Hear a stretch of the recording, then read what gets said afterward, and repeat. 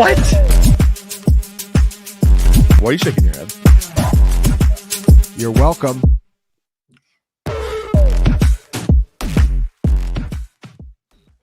So it's showtime. I love that it's showtime because it means it's Tuesday night. It's Dynasty Points. You're locked in with us. If you're listening to this Wednesday or really anytime after that, we appreciate you and we love you for tuning in and hanging out with us. Dynasty sucks. It's hard. It's frustrating. It's sad. If you saw the thumbnail, it is all bad. Everything is bad. Offense is bad. If you're just lucky enough to be the guy that played like the 8 players that did well this week, salute to you. Everything else majorly disappointing. The Saints and Eagles, disappointing if you weren't Saquon Barkley, really. It was supposed to be a massive, huge game for New Orleans. It all don't leave Dallas Goedert out. Best tight end game of the year. Right. That's right. Dallas Goedert. Speaking of tight ends, geez, we're going to talk about that. Chris Olave is no longer cheap. Yeah, Chris Olave. Yeah, he was like, I wanted a blow-up game. All right, look, I missed big, huge parlay on 2 Shaheed catches that he dropped. Had he caught those 2 balls, we're talking about a mini paycheck here. All right. And I'm very sad. Shaheed. Yes. Terrible. Not great. Don't like that. But look, we love you for joining us. We have lots to talk about today. We have 3 questions from the Discord that we asked today. We have some wide receivers we're going to talk about. We don't need to do RB updates, I don't feel like right now, because we kind of know what they all are. Nothing has changed except for Bucky Irving. But I could spend an hour just talking about that alone. Actually, we are talking about Rachaad White a little bit today, so we will talk about it with one of the questions. Joining me, as always, is Jacob Sanderson. That's Lucas Gilbert. That's at Jacob Sanderson and at L Gilbert FF. Guys, so much to dive into. I don't really want to beat around the bush. As always, one thing that stood out from the weekend. We'll start with that. Jacob, what's one thing you noticed over the course of the weekend? Quarterback talent. Fighting back. I'm the it's all scheme guy a lot of times, and obviously I kind of overstate the point to make the point. But 3 examples that stick out in my head of where we actually got to see, I think, a quarterback genuinely separate themselves is, first off, Andy Dalton coming out. Dave Canales took a bet, said, hey, my scheme's fine. Bryce Young is just too shitty to manage it. Andy Dalton said, I'm going to prove you correct. He comes out as one of the best performances of the day. Kind of proves what I think we all kind of knew, which is that there is a point below which you simply can't be a viable quarterback, regardless of anything around you. And Bryce Young appears to be below that point. So shout out to Andy Dalton. Shout out to Dave Canales. Shout out to anyone who has any Panther in fantasy this year. They are back from the dead. So Tate Johnson, Chuba Hubbard, Jonathan Brooks, Xavier Legette, we have hope. New life. Carolina Panthers. Other example, before I get to the biggest one, Josh Allen. I maintain and still maintain that I think Joe Brady is fine. I don't think he's a horrific offensive coordinator or anything. He's not Shane Waldron, but I don't think he's very special. I think he's leaned into the run too much in certain spots. Not last night. He came out throwing. And you also look at the Buffalo supporting cast. I mean, it's not like a awful supporting cast. They have useful players. But Shakir is a very good role player. Cook is a very helpful real-life running back. Kincaid's a good tight end. I don't think he's a... And we lost Jacob immediately. He was on a heater, too. Yeah, he was. He was on an absolute heater. We're going to get him back in a minute. That was just super weird. Yep. Lucas, what did you notice from the weekend?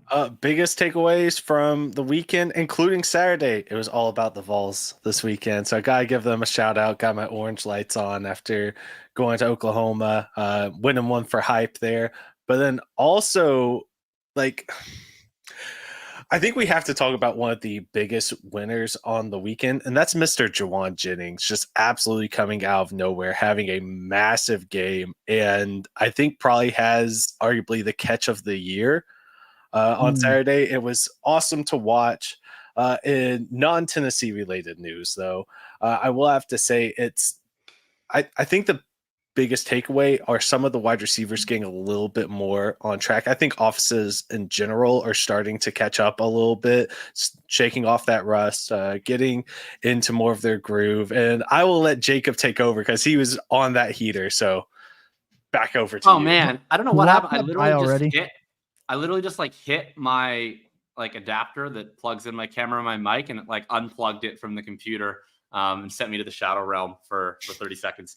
But yeah, it's commending the Bills. Josh Allen looks like it's going to be his MVP season, and I was building up to the biggest one, which is Jayden Daniels. People, we got people caping up now for Cliff Kingsbury online. Don't cape up for Cliff Kingsbury. Cape up for Jayden Daniels, who looked like an absolute superstar last night. 2 straight games without punting. Has just this incredible final throw to Terry McLaurin, which we could talk about for ages. The 2 plays that I highlighted in the intro to my column today that I want to shout out on this podcast that to me were like oh man, this is not even just an incredible rookie game. This is a guy plays work. On the same drive, the drive that makes it 38-26, essentially the clinching drive. Early in the drive, he has a 3rd and 3. They're running a mesh concept, and he's rolling out to his right. And Terry McLaurin gets picked up at the mesh point by the linebacker, who kind of carries him for about as long as he can run with Terry McLaurin. And then at some point, he decides, I can't keep up with Terry McLaurin anymore. I'm going to rush straight at Daniels.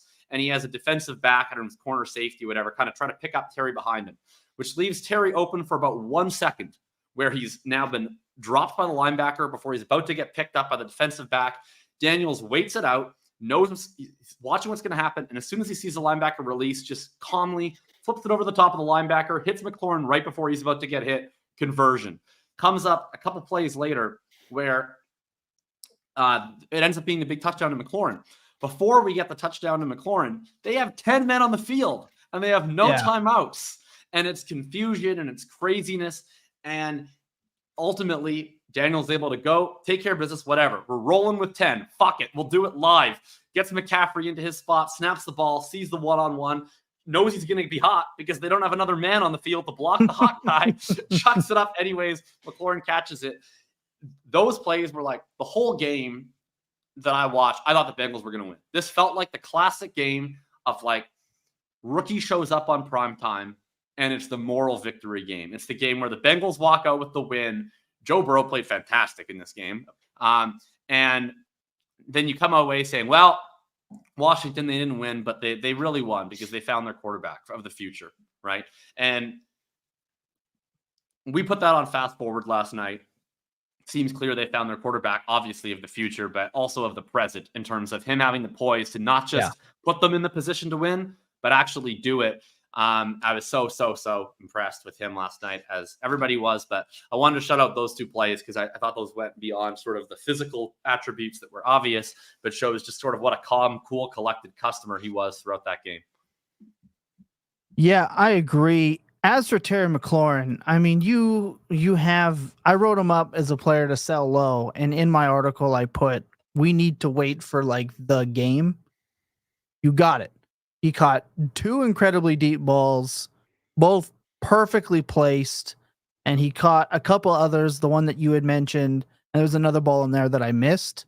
This is your shot. If you want to move off him, this is your shot. He's still a 29-year-old wide receiver, still run by Cliff Kingsbury. The 2 deep balls were both one-on-one coverage on a blitz. The Bengals defense is not good. If you're going to move them, move them. I want to go back to Buffalo, because what I noticed is James Cook.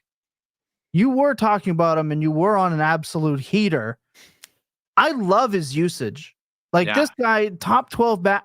If you remember, I was the highest on the show with him a couple years ago when he came out.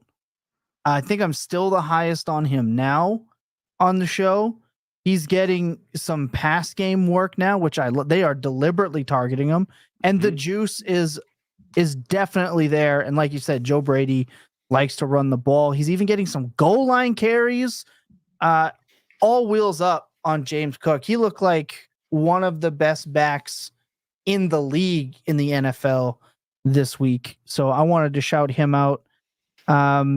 Just again, I noticed the running backs are just back. We had 9 running backs score 20 PPR points this week.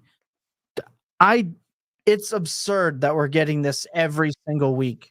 So until this changes, that's going to be what I noticed. Running backs are just in. They're back in fashion. It's back on the menu, if you would. What was it? Week 1, we had 7, And then week 2 for 20-point scores, we only had 5. And this week, in week 3, we get 9. Truly remarkable. We almost had even more with Singletary and then Cook himself. So, and a lot of these, they're not even, it's not Breece Hall. It's not Bijan. It's not like those. It's definitely not McCaffrey right now. Obviously, he's not playing. Like, we're looking at outside of the top guys are giving you this production right now. It is really an RB drafter's paradise. So Really what I noticed. Right now, the RB15 is more valuable to your lineup than the QB4 and more valuable than a single one of the Titans in the league. It's absolutely insane right now. What do you mean by that? Well, thank you for asking, Tom. Talking about War, which dropped this morning, drops every Tuesday morning. So we're 3 weeks in, have 6 different league types. So make sure you check it out. But right now, I'm not expecting this at all. Whenever you go back through some of the historical stuff too, it is absolutely crazy what running backs are doing right now. And I think it's more of a testament not only to their skill and the depth we have at the position, just how they've been dominating the season, but also where a lot of the other positions have been underperforming so far. But quarterbacks are coming back, as Jacob correctly pointed out. I think we only had 2 in the top 30 through 2 weeks, and now we're up to 5. So they're getting there. Quarterbacks, they're working their way back. We're on the up. Just not the one Jacob wants. That was a rough showing last night. That was a rough showing. But Christian Kirk's not dead. Christian Kirk not dead. Back. Although catch the ball that hit you in the face. Can we Yes. It hit you in the face? No, you can't. The stat that they put up. This isn't even Trevor Cope. It's just funny.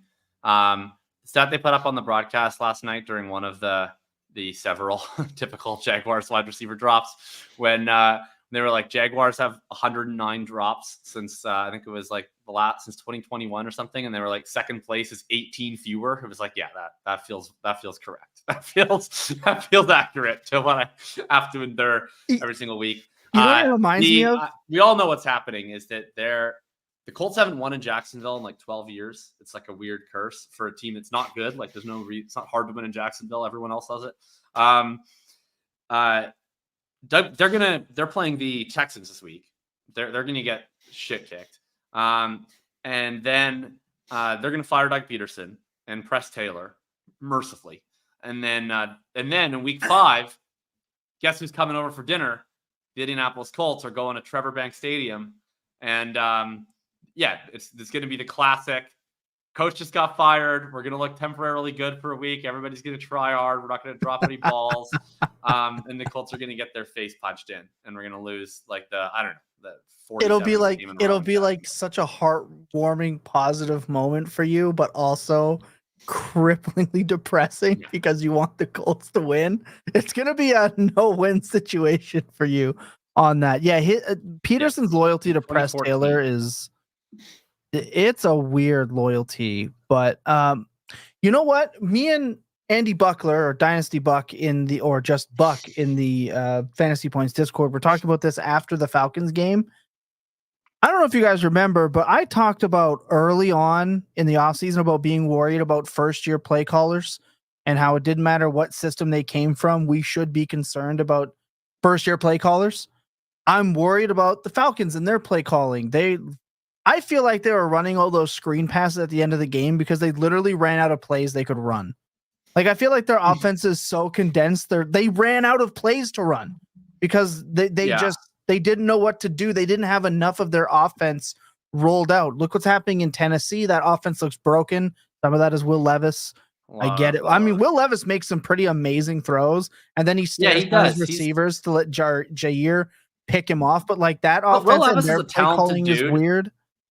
Like, well, it sucks that the NFL has space for a lot of bad quarterbacks, but they don't have space for the bad quarterbacks that are bad in the way Will Levis is bad. Like, I wish that Will Levis could start in the league for 10 years because he's fun. Like, he actually tries and he does make a lot of good plays. Like, he was 26 of 34 for 260 yards and 2 touchdowns. Just please, nobody look at the 2 picks and the fumble. That's right. Like, he actually moved the ball. 80% of the plays were good. It's just that the 20% that aren't good are like the worst plays you've ever seen in your entire life. And that's obviously something coaches would way rather, and I get it, right? My job doesn't depend on Will Levis. I wouldn't want my job to depend on Will Levis. Like, that would not be fun. Yeah. I'm nervous enough with my $50 Dynasty team depending on Will Levis. You think I want my job, my career, my family depending on Will Levis? Absolutely not.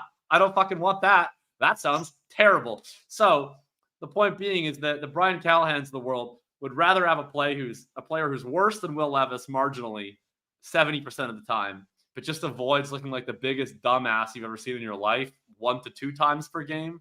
Yeah, that's what people want.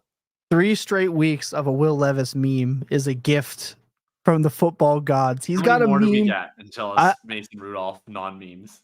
I think Levis gets 3. I legitimately think Will Levis gets 3 more weeks, because this week they should be able to run the ball with Pollard.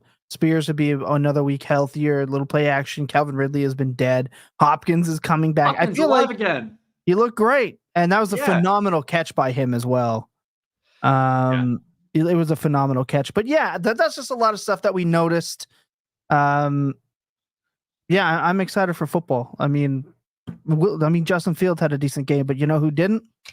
George Pickens, because that's what happens. We're going to take a quick break, and when we come back, Pickens is actually someone I want to talk about later, because Jacob was all about him last week, and I said he was going to go out and do what? Have 10 points. That's just his future, except for like 3 games. But let's talk about it, because his value right now is going up. Let's talk about it. We need Arthur Smith to get a head coaching job. Leave Pittsburgh. Oh my God. Promoted. Never again. Please don't ever wish that. You're one of our most valuable employees. Oh. You've got promoted. Oh God. No, because that means Mike Tomlin's gone, and that makes me sad. Not head coach. He'll go somewhere else to be head coach. After he gets a 13-4 season out of Justin Fields, some team will bring in Smith, will bring in Fields.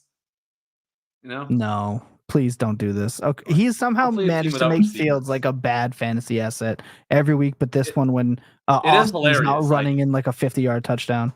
Justin Fields being a game manager, right? Like I heard a great take from Davis Maddock on ADP Chasing. They're talking about Fields. Like the least likely of all the options was Fields starting, but then also just being a boring game manager, which is the world we're living in. Yeah. And I think I think Davis was right. Like, he was just saying, like, this is his last chance to leave football with generational wealth. And like, he's just realized, he's like, look, I know that I can do fun things. I tried to do fun things. The NFL doesn't want me to be fun. But right now, I can just run Arthur Smith's shitty offense, and I can run QB power 13 times, and I can throw the same stupid little routes to Michael Pruitt that are called upon instead of scrambling for 50 yards. And when I need to throw it away, I'm going to throw it away. And I can just do that for 17 games. Bro. And then I will make generational wealth playing football. Yes, I would trade for Zach Moss, Tyler, but I don't know what you're saying you have to give up. So it's hard for me to answer that question. He's run the ball 14 times in week 1, 8 for 27, and then 6 for 6 with a touchdown. He's Josh McCown. How did this happen? I don't know. Like I said, quick break. When we come back, Discord questions. We're diving right in with more Dynasty points on the other side of this break. We've got some people in the chat, and we want to shout them out. Obviously, Toronto Dave. Kevin said, damn, he was cooking. He was cooking. We did get there. Theo said Bryce Young finally hit his target and took out Jacob. He was watching the show, systematically took him out. Would you get Moss to play him over Ford? Yeah, again, 100%. I just don't know what you're giving up. Tyler, just curious if this is a talk show, or do you answer questions? Just curious. We do. I mean, we do both. At the end of segments. This is a talk show, but we also I think it's questions. More of a rant show. It is kind of a rant show. And then there's some talking in between the rants. Right. Absolutely. The real answer, though, is if you do post a question, we will answer all of them. We just might not answer it instantaneously. We're going to go through our segments very very loosely structured segments. Right. Then the show and does then we'll better finish with the a lack of segment. structure. We'll come back from a little break, and then we're going to answer whatever questions were posted in the meantime. Where I you think can I put always your questions. thrived under a lack of accountability. Yeah, that's right. I continuously try to put this show in a box, and I go, look, guys, this is our timeline. We have hard outs here. These are the only things we're going to talk about, and then we spend 18 minutes in an opening segment supposed to be quick thoughts and end up talking about Justin Fields being closer to Josh McCown than Lamar Jackson this year. We never know where What's in the box? What's in the box? What's in the box? What's the move with Swift? Put him in a box and send him down river. I don't want him on my roster anymore. Yeah. It's over. Kyle says it's a rant/agenda show. Agreed. Is that a Michael Scott quote? I fear it is Jover for DeAndre Swift. It is. You go 13 carries for 20 yards against the Colts. It's Indianapolis over. Football Colts. What was the Colts three gave straight up runs? 235 yards rushing and a half against the Packers with Malik Willis. Time to learn Guangdong Tigers, buddy. That's bad enough. Like, not even to get in the CFL. Raquel Armstead is in the CFL right now, lighting it up. And I don't think DeAndre Swift could do that. Okay, let's get. I was going to say, if you want more questions answered, Tyler, you can do that in the Dynasty Points. I guess the Fantasy Points Discord in the Dynasty Points section. We're going to take some questions like these questions right here. Brian, 25 4th and Swift, and you get nothing. You're just getting cap relief. I love that. Brian B13 has a couple of questions. Why do all tight ends beside Bowers suck? Is this related to QB suckage? I love how he worded this question. Is tight end premium dead? My 2-start tight end league is freaking the funk out. With, of course, the patented LOL. Couple of questions here. Tight ends in the top 25 of WAR for tight end premium leagues. It's really not good, as Lucas put here. 5 in the top 50. Also not good. And 3 tight ends in the top 50 in targets. Week 1, 9 in week 2, 5 in week 3. Tight end is bad. Bad. Why is it bad? Like, what do we do knowing that? Are we like, I rolled out, let's just set the scene. I rolled out Mark Andrews last week and he got a 0. Sorry. There was nothing out there. I played Goedert over Andrews on pure gut in the home league, and I felt like Megamind. I felt like absolute Megamind. I saw that. I saw that. Terrible.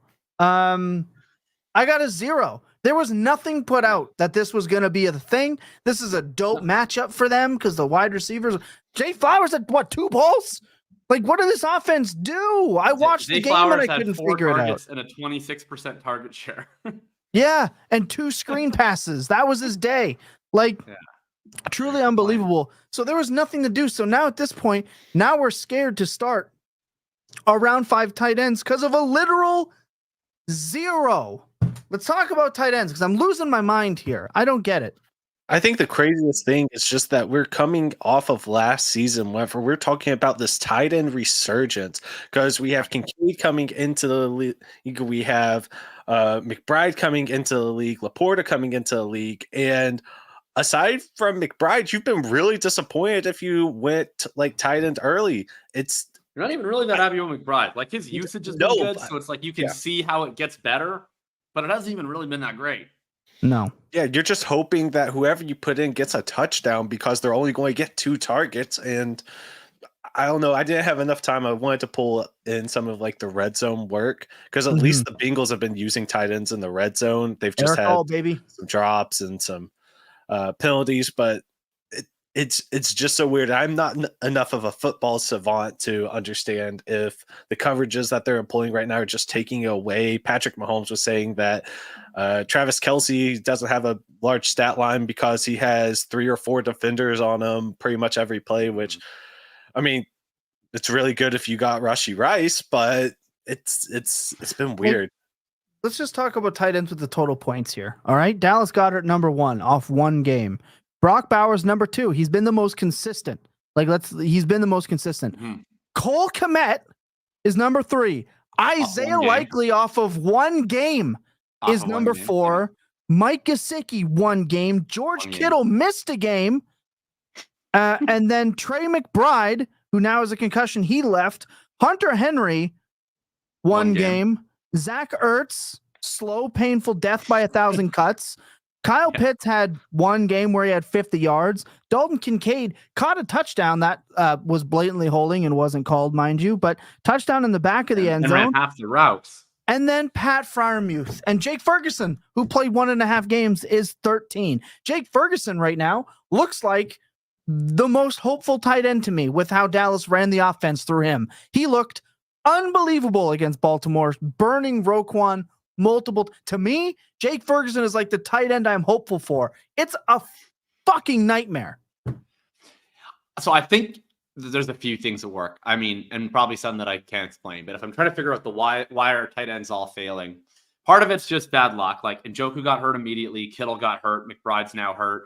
Am I missing another injury? Laporta got hurt this week too. So a lot of tight ends are hurt. That sucks. Kittle looked like he was going to be a smash, right? Like Kittle started hot, and then they lose Devo and McCaffrey, and then he pulls a hamstring. So that's a massive bummer.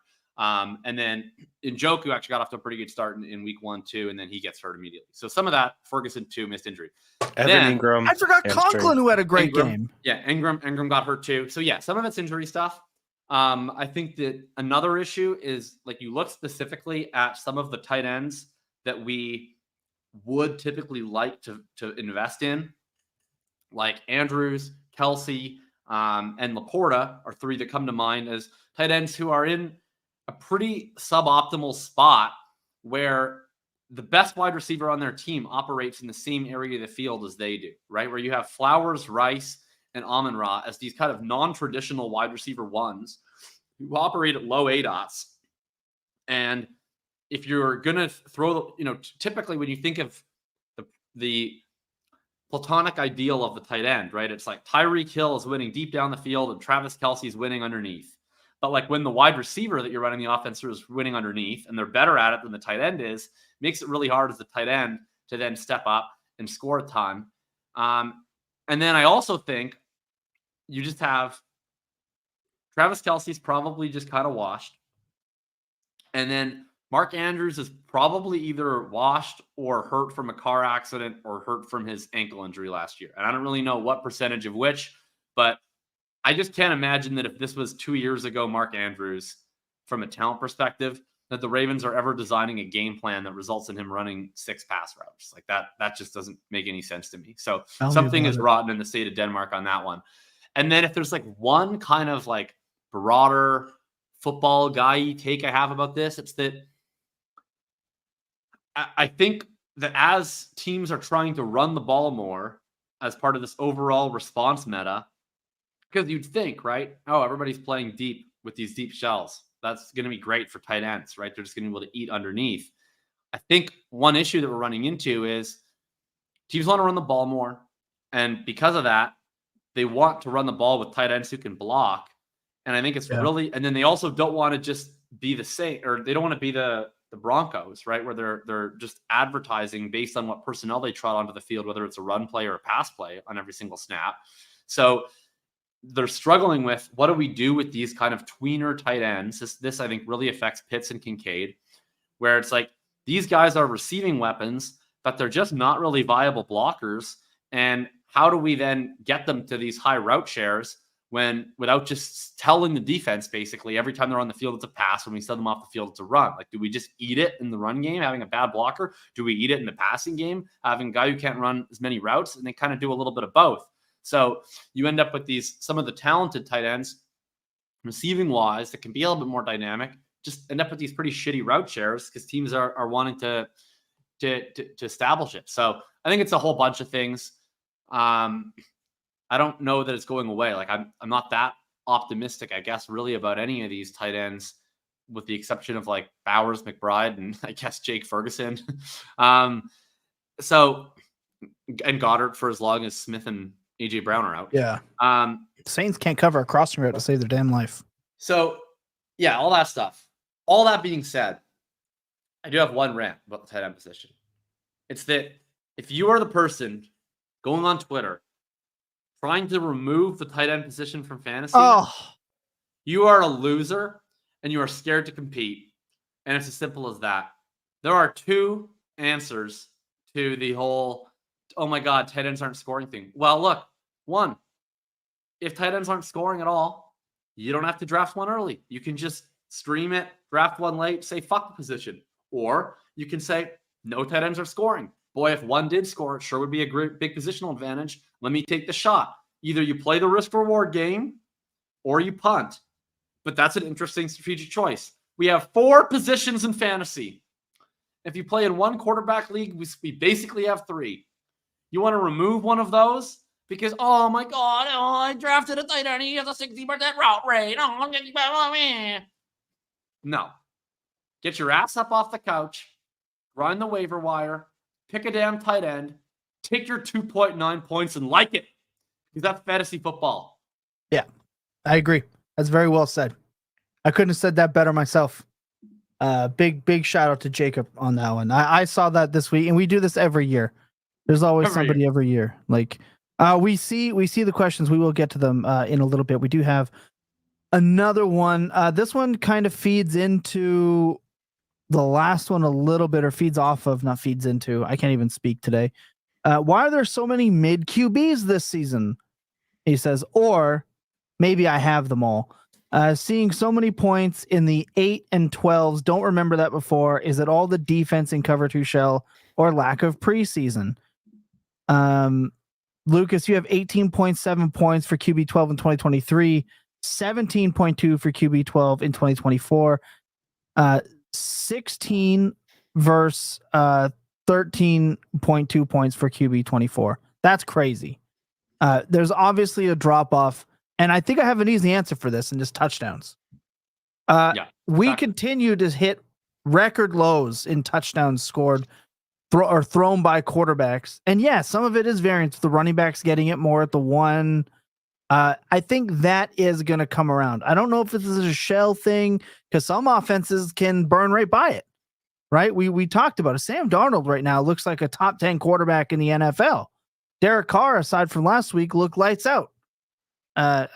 Brock Purdy ran the ball 13 or 10 times last week and was absolutely diming it up for Jawan. Like, we're seeing some stuff. I think it's some of the bigger names that are not scoring that I think is part of the problem. But you had that tweet the other day where it was McShanahan, hypermobile, McShanahan, hypermobile. It's still kind of the same if you look at the top now, except Dak is kind of back in the mix.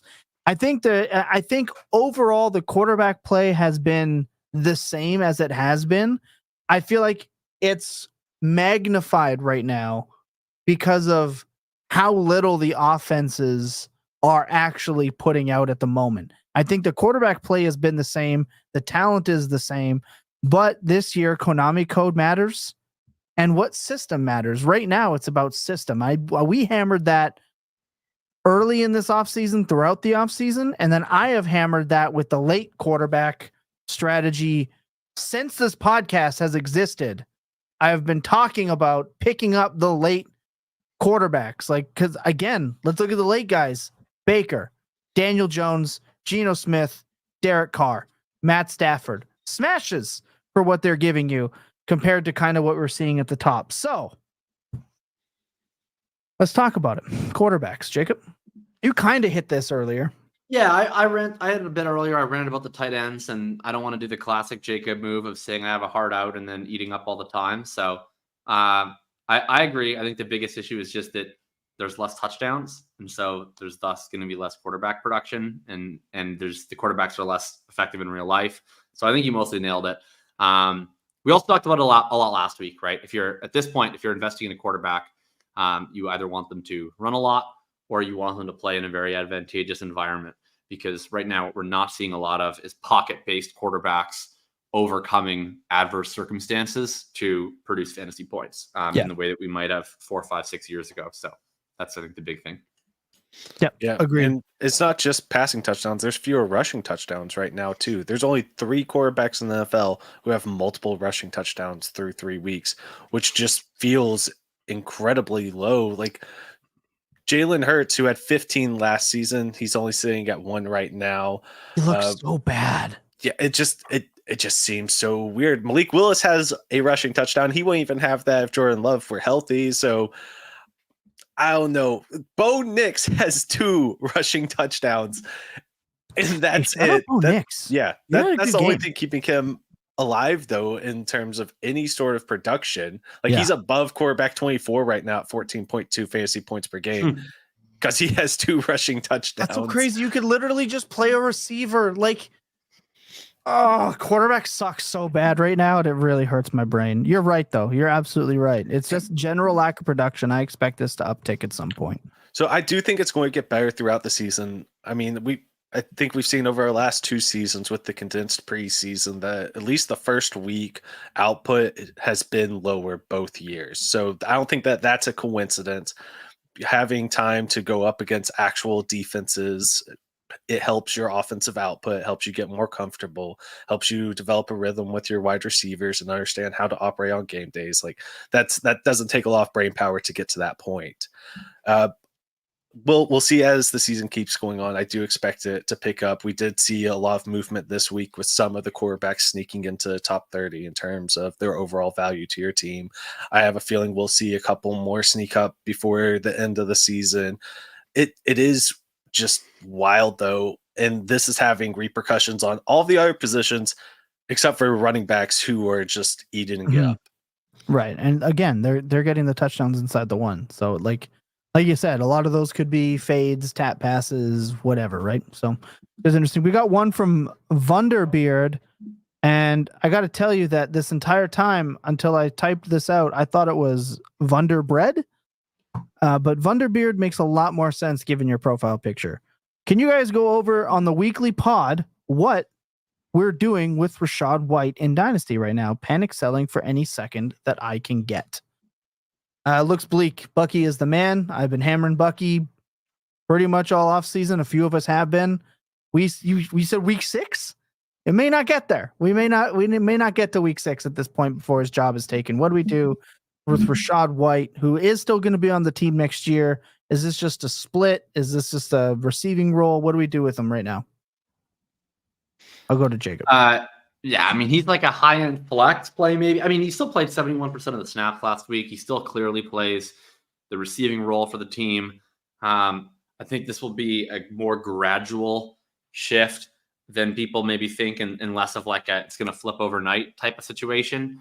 Mostly because I do think that White, as bad as he is as a rusher, is a genuinely good receiving back, and he's the more trusted pass protector. So, and Bucky's also small, so I think there's a chance White could keep goal line work longer than people necessarily want him to. So my expectation going forward is we start to see that 70-30 snap rate get closer to a 60-40 to a 55-45. I think Bucky starts to lead in carries. Well, he already led in carries last week, but I think that continues to be a trend over the next few weeks.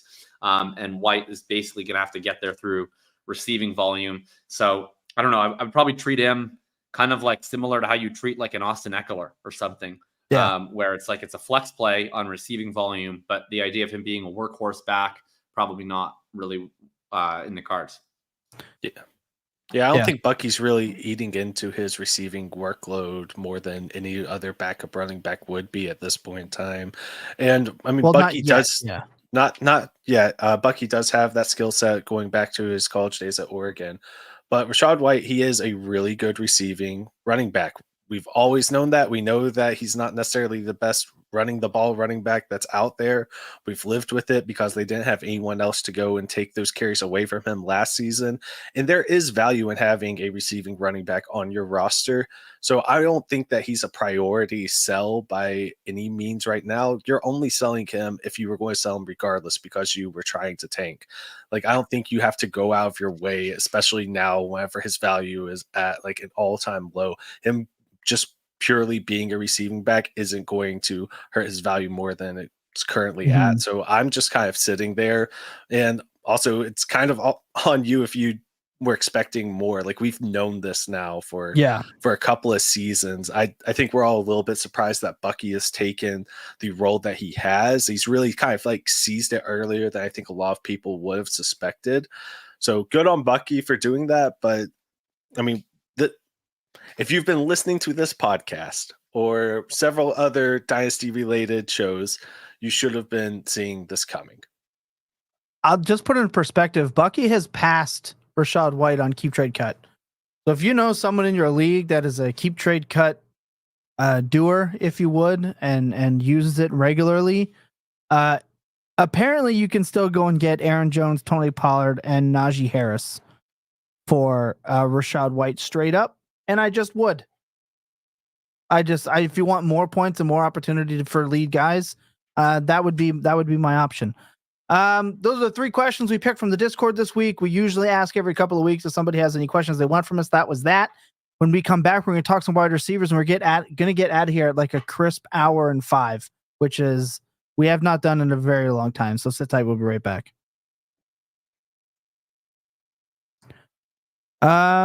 Okay. Should I trade Pollard and Goedert for Mike Evans? I'm assuming that's a redraft question. My answer is no. Yes. I'd say no. I would say no. Not right now. It's like so hard for me to answer a redraft question without knowing like a lot of specifics about. He says he has Pitts as well, right? I would rather just play Goedert and redraft. I mean, yeah, probably like I don't know. Is it like half PPR? Is it 10? Like if it's like a half PPR, no premium, like standard Yahoo league, sure. Because like I just don't think Goedert, outside of maybe the next couple of weeks, if he has an opportunity without Brown and Smith, is going to score that many more points than Pitts or anyone, frankly. Pitts has been bad. To where like so it's like I just think Goedert, like in a standard half PPR league, like Goddard's going to score like 7 points a game. So I just like don't think it really matters who your tight end is if you're between Goedert and Pitts, because I don't think any of them are going to score that much. So I would rather just have the better asset between Evans and Pollard, which I think is Evans. But if this is like a full PPR tight end premium league, then Goedert probably adds an edge, at the very least in the short term, because probably no Smith this week, and we'll see on Brown. Well, if you still have Pitts, I'm still taking advantage of the value that Goedert has after his monster game and moving him. Like, sure, you'd love to get a couple more games out of him, but I would like to upgrade from Pollard into Evans, especially if you are dealing with injuries at the wide receiver position, then absolutely doing it. In my article I wrote last week, I said that I would trade Goedert for Eckler straight up. That one kind of hurts this week, but I still stand by at least the initial premise of if you have tight end depth this year, and you can take advantage of that to go and upgrade and provide value at other positions, then go ahead and do it. Right. I agree. Would you trade Cooper for Terry? I would not. No. Give me Amari Cooper. I would not. I don't think I really want to be involved in the Browns offense if I can avoid it. Cooper's expected fantasy points per game were very high. Yeah, high. And then it finally came through this week. I'm not abandoning Amari Cooper just yet. They have 3 of the top 4 receivers in the NFL right now for targets are on the Cleveland Browns. That's not changing. Yeah, they are passing. I mean, so shout out to them for passing. I do think it'll change a little bit when Njoku comes back in a couple weeks. Well, but I mean, Amari has still been Amari this year in terms of his target percentage and everything else. A couple of drops this year. Sure. If he doesn't drop 2 passes this year, we look at him differently. I'm not. Yeah, I mean, his usage is going to stay great. I feel like that might be like with their pass rate and how bad Watson looks. Maybe they flip to. But let's also and that not solves the problem. But I wonder like how I just feel like the Browns is going to be a year-long thing of like, oh boy, look at the expected fantasy points. I think I don't know if we expect. Watson can't play. Like I hear everything you're saying. Terry McLaurin's season turned around on only 2 catches that were in single coverage on amazing throws. Like his outlook is still bleak. Like it was like negative 1.8 yards the targets on that offense for wide receivers up until this week. And the Bengals are bad. Yeah. Like I want the number 1 receiver on an offense, even if it's kind of bad. That's just me. That's just how I'm playing. Start Dak or Baker. You're starting Dak. Like Dak is Dak. He's unreal good. We have a ton of more questions. We have more content that we had planned to get to. We're gonna dive back into that. If we get any more time, we'll answer some questions. I like this one. I love this, Kevin. I want to answer that one today at least. We're gonna get. Okay, so this is what we're gonna do. We're gonna change the outline of the show. We've got 20 minutes left on this program. I want to spend 10 minutes talking about the variance of wide receivers. because we talked a lot about JSN, JMO, etc., that group of receivers. Then I want to take 10 minutes and talk about this. Cool? Let's do that. Stick around, Kevin. We're going to answer this to end the show. That's going to be the sign off today. Well, as I mentioned, wait, Lucas, how many breaks have I hit? We've hit 2 breaks. Okay, so we need to hit one more break. You going to give me the head nod? Yeah, we're going to take a quick break. When we come back, because we're businessmen, we're men of the company, much to Jacob's disgust. But we're going to hit our last break, and then we're going to come back. We're company men, damn it. All right, let's talk about wide receivers. Let's talk about some wide receivers. I talked in my article that I'm buying high on Jameson Williams. I don't regret that. Is this a weird game for the Lions? The offense just looked terrible. But JSN once again regressed. He had a 94.6% route participation, only a 4.3 A dot again. 7.6% air yard share. He had 13 air yards. He had less than 9% in his target share, a 10% first read, 3 for 39. This is the 2 for 25 from Applebee's with an appetizer on top.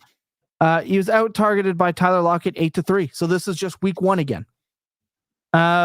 Is this what JSN is destined to be? You kind of said this. And then we talked about Jameson Williams, who had a game like he had last year. We can talk about the other guys. I think who is the other one? Flowers, like we just mentioned, game script wide receiver, zone beater. There's one of these guys that is kind of in this range of receivers that I think is kind of better than all of them is Jayden Reed, because he's actually the wide receiver 1 on that offense. Just the way that it looks to me. He's another zone beater, big play guy. To me, these 4 wide receivers are all kind of the same.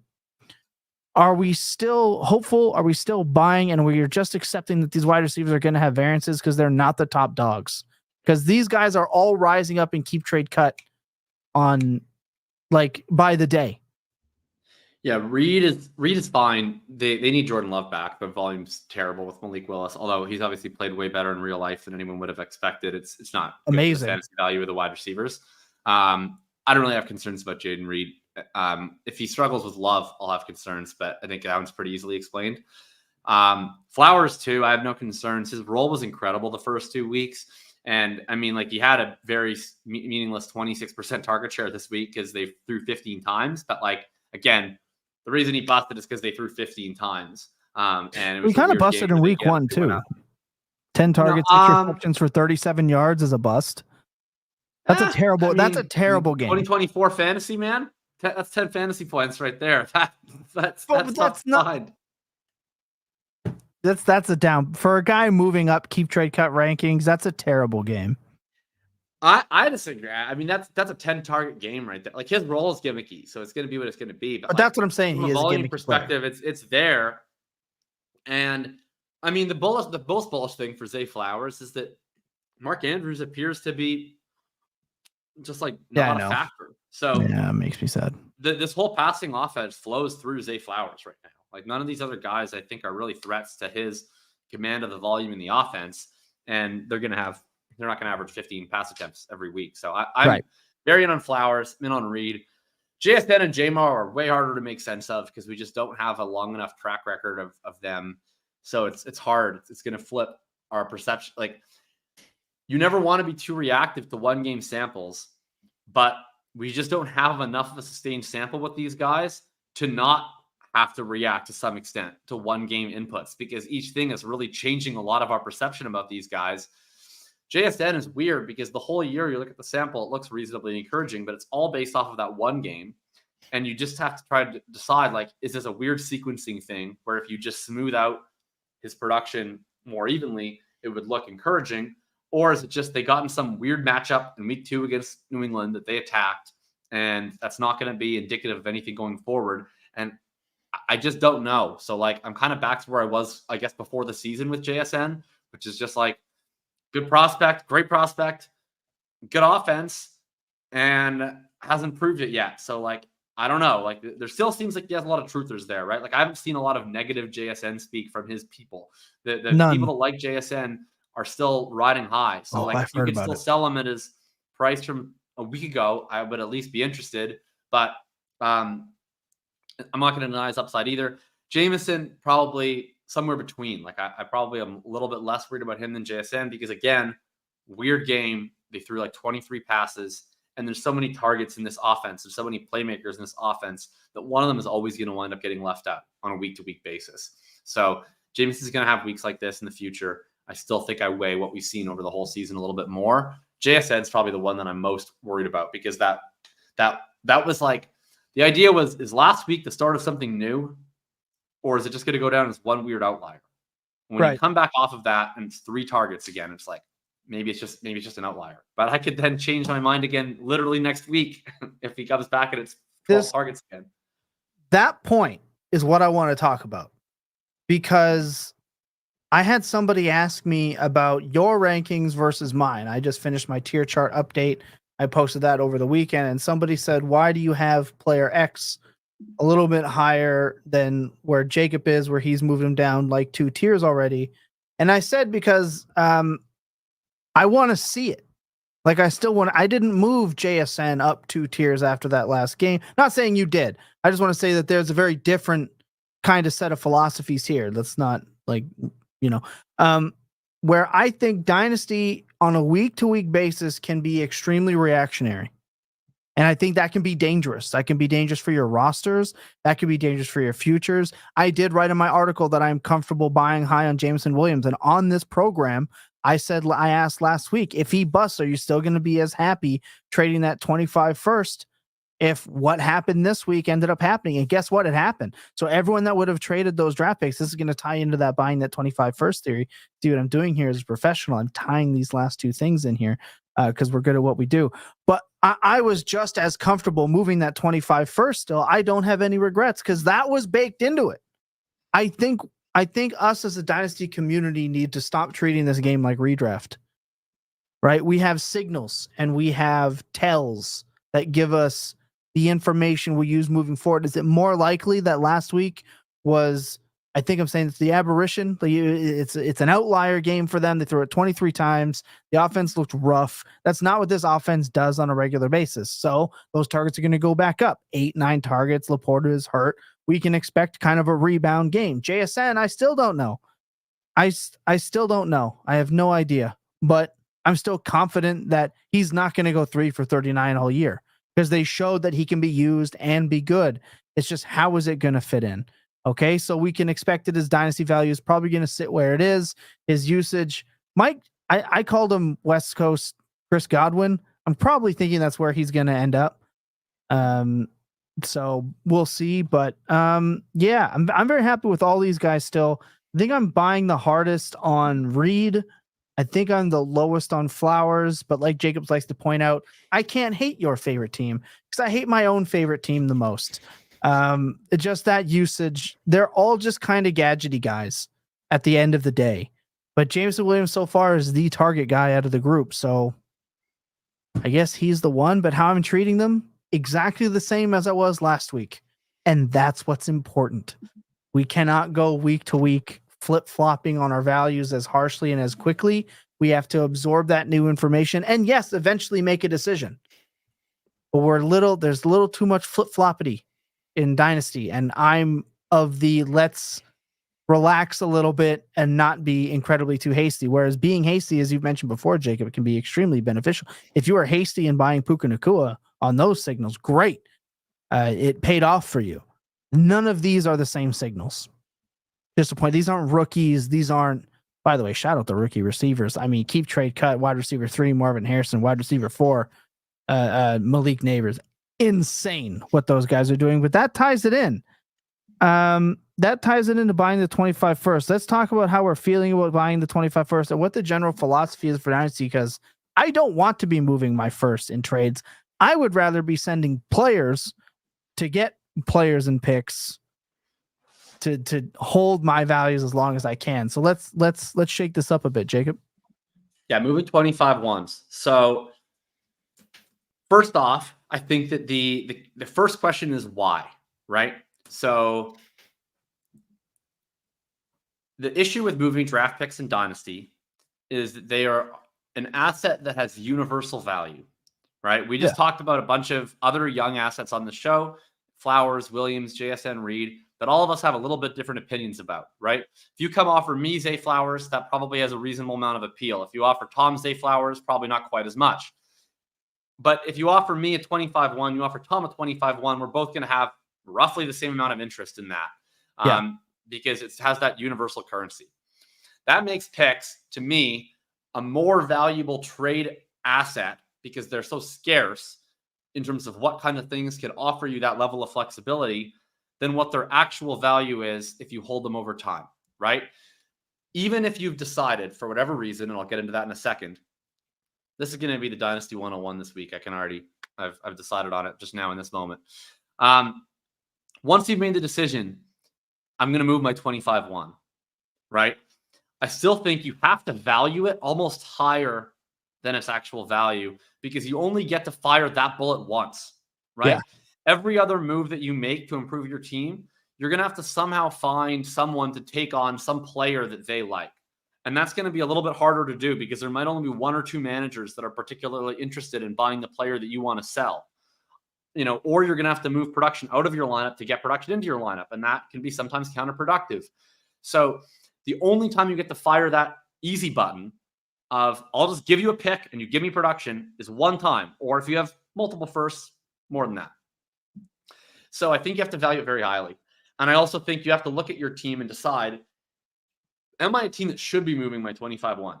And that is to say, basically, to me, you can either have too good of a team to move it or not good enough of a team to move it. If you already have a super team, you're already going to probably get a bye. You're 3-0 or 6-0, depending on your scoring settings. You're have the most points in your league. I'm probably not moving my 1 because at that point in time, I've already kind of achieved everything that I can achieve from the production front of Dynasty. I'm going to get a bye. I'm going to have a dominant team, and I'm going to have a chance to win the league. That's kind of all you can do. At that point, it's just a matter of can you win 2 weighted coin flips in a row come January, come December to win your league. And it's going to be a maybe, maybe not situation. The best thing you can do for your team at that point is to find ways to lengthen your competing window as long as you can. And that means probably holding on to that first. Also, you do not want to be the team that is like, I was all in on contending this year. I have all these old dudes. Now I'm 1-2, and I'm 7th in points. What am I going to do? I have no choice. I've got to trade my 25-1. Oh. You don't want that, right? You don't want to be putting bad money after good or good money after bad. You don't want to be falling victim to the sunk cost fallacy. So really the only scenario where I'd be moving my 25-1 as a contender right now is a scenario where you have a high value team and you probably either just sort of underperformed your potential or you've suffered some injuries. And it's getting to the point where if you don't add a lot of juice on your team right now, you're going to lose your chance to compete for that bye. But you trade that first in now, you're going to have a chance to compete for that bye. And very importantly, you have the value that you can sustain losing that first and still be okay in the future. Those are the scenarios where I want to use that trade chip. I have an example because that's exactly what I did, Jacob.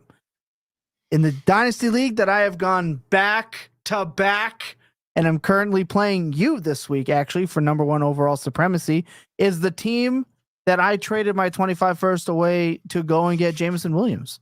And I went and got another quarterback in that deal as well. That is exactly what that is. I felt like I couldn't have Terry McLaurin be my wide receiver 3 on that team, and I needed some upside. And this week I look like a donkey because Terry McLaurin outscored Jameson Williams. So that was fun, but that is exactly that situation. I know where my points are. I'm at that top 2-3. We've gone back to back. My roster is a bunch of old dudes, but I know that by the end of the year, I'm not dropping past more than 4th unless my team implodes anyway. We can't predict those kind of things. So it's an absolutely perfect situation, perfect example for something that happened in one of our own leagues. We're talking it, we're walking it like we talk it. Lucas, anything to add before we do player picks really fast and get out of here? Yeah, so this might be a little bit too nuanced, especially with the 25 class. I think Jacob's point really extends to any year any one that you have. But I think really with this class, if you are in dire need of quarterback help, I am much more willing to move my 25-1 just because it's not projected to be loaded at quarterback. We know it's going to be historic running back class. The wide receiver class looks solid. It's really weak at quarterback. So if you do have a chance to use your 25-1 to upgrade at that position, or potentially maybe you screwed up or you have an injury and you can go and get another quarterback, then I would be using your 25-1 to go and do that. There's like I like everything else that you all said, but that's the position group that I really would want to be targeting with it, because if you go into the offseason and you still have that quarterback need, it's going to be so much harder to use your 25-1 once we start hearing way more about these prospects than it would be right now. I am still very much of the go acquire 27s, because going and acquiring picks as far back out as you can is always the cheapest way to get them. Totally fine with that. And on competing rosters, still okay trading some of my aging veterans if somebody comes knocking for them for a first still, even on a competing team. Keep all your options open. Let's hit these. Jacob, you're look, if you guys don't know this, every week, even as a Dynasty show, we need something to brag about at the end of the year. We've already been dog walk. Like, this competition is over. Jacob absolutely slammed here already. He is comfortably ahead by 65 points to the second place person, but absolute god tier run. Every week we pick a quarterback outside of the top 15, a running back outside of the top 15, wide receiver outside of the top 30, and a tight end outside of the top 12. And we each pick them. All four of us. Ryan isn't here. I have his picks. We're going to start with his. But right now it is sitting Jacob at 204.46, myself at 135.02, Ryan 105.84, Lucas at 113.56. The winner of this gets to pick what his co-hosts are drinking. No questions asked during the live draft show that we generally take over the draft feed after the rounds are over, and we discuss the after effects of these rounds.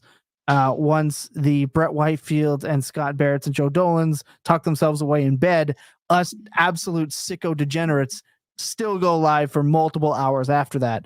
So we need to spike something, spike up the event just a little bit more, so it truly means something is on the line here. Ryan is going with player picks favorite Geno Smith. He's taking Najee Harris. He's taking last week's absolute smoke show, Rome Odunze, and he's going back to the hen house with Hunter Henry. Lucas, you are third, so let's go with you and your player picks. This is the most gross it has felt like all season for me doing these picks. I'm going with Baker Mayfield. Really nervous about this matchup, but after quarterback 15, this is where I felt the most comfortable with, especially because of who Thomas took. Then I'm going to try to parlay Jacob's success last week, and I'm going to go Moss again against Carolina. So hoping to get some, not only the pass game work early, but potentially maybe running out the clock unless Carolina's just a freak again, and then maybe even more pass work. So I'm going with his role is good, but man, does Zach Moss suck. Shout out to whoever the Bengals draft at running back out of this class this year, because oh my god. Then I'm going to go with Khalil Shakir. I'm looking for some slot work against Baltimore. I know he's not Rashee Rice, but if I can get a fraction of that, I'll be happy. And then too soon. I know. Then it's going to hurt. Going with Zach Ertz. He's been the most consistent out of any of the tight ends that aren't in the top 12. So if I can get 8 points, I'll take those 8 points all day. It's better than the, I think, 2.2 or something that I got last week. Sorry, 3.8. Not to hate on Jonnu Smith that much, but it'll be better than the 3.8 I had last week. So those are my picks. I like that. I need a big week. I thought I was making up ground with the week before. This week I really sucked, and you just had an absolute bomb week. I want to give you your flowers here. You picked Caleb Williams, who had 19.3 points. Moss had 20.7. Odunze 23.4, and Gesicki had an 8.7. That's absolutely filthy and disgusting. But we're bouncing back this week. I'm taking the red rifle. Anything I feel most impressed by the 8.7 at tight end. That feels like hitting the lottery. Yeah, in this, it is hitting the lottery on this show. Look, I'm going to go with the red rifle. He's not going to put up the same amount of points, but I think he's going to have a good game. Tony Pollard has a really good matchup, and he's getting the goal line work, even though here's a fun stat via the Fantasy Points data suite. Neither Tennessee running back has a rush inside the 5. So interesting little statistic there, but he is getting I guess they call it the green zone now, the go zone carries. He is the primary guy, as much as I don't want to admit it. I need Shaheed to bounce back. Look, Shaheed, you cost me my prop bet. Okay? And I'm really mad about it because you would have paid for my golfing that week. However, I'm going to forgive you and we're going back to the well. But listen to me. I need the touchdown. Okay? Thank you. And at tight end, I'm going back to the well. I'm going with Tyler Conklin because he was lit and I'm sorry that I didn't pick you last week. Love of my life, Tyler Conklin. You are still indeed the GOAT. And he's got so much drip. I mean, he is one of the drippiest tight ends in the NFL. I mean, the hair, the number, like Robert Baratheon. The tattoos. He does. Yeah, absolutely. He's swinging the hammer this week. It's happening for me in my lineup. Jacob? Lance Lannister. God, what a stupid name. God, I was strong then. Your mother was a fat whore. Anyway.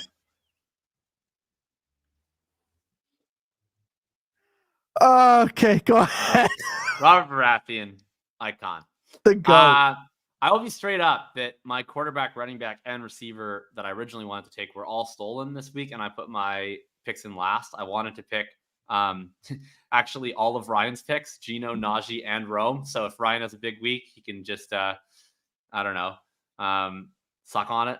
So anyway, the picks that I did not end up making were Jordan Love. I'm taking a big risk going with the injured player here. Please don't play. By all accounts, Jordan. he was like very close to playing last week. So I feel 80% sure he's going to play this week. Tom, I know, wants him to rest, get a nice big goose egg at quarterback, but I'll take the plunge here. Chuba Hubbard, I'm going to go with it running back. Cincinnati Bengals defense has been a disaster all year. And Chuba has at least one more week before Jonathan Brooks comes into play. I think you smoke him if you got him this week. Christian Kirk, number 3.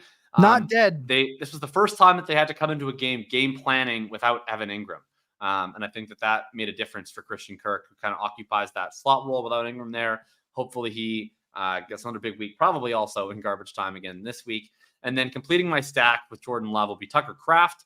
Runs a ton of routes. Looks actually pretty darn good out there. And we'll see if he can get the end zone for a team that I think will have a pretty high team total this week against the Minnesota Vikings.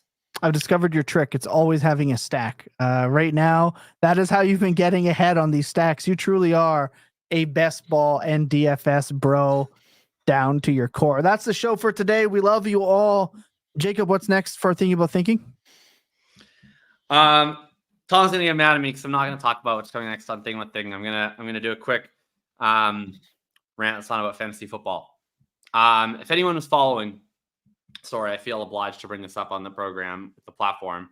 Marcellus Khalifa Williams was executed today in Missouri on a conviction of a murder from 1998.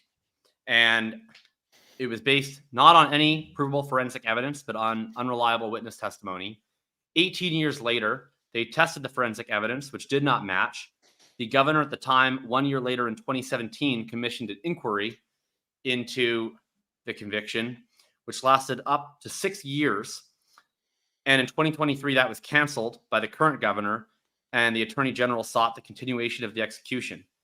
Many Missourians, including the victim's family of the murder in 1998 and the prosecutor's office, appealed today and then prior to today to have the execution overturned or at least stayed. That did not happen and went as planned.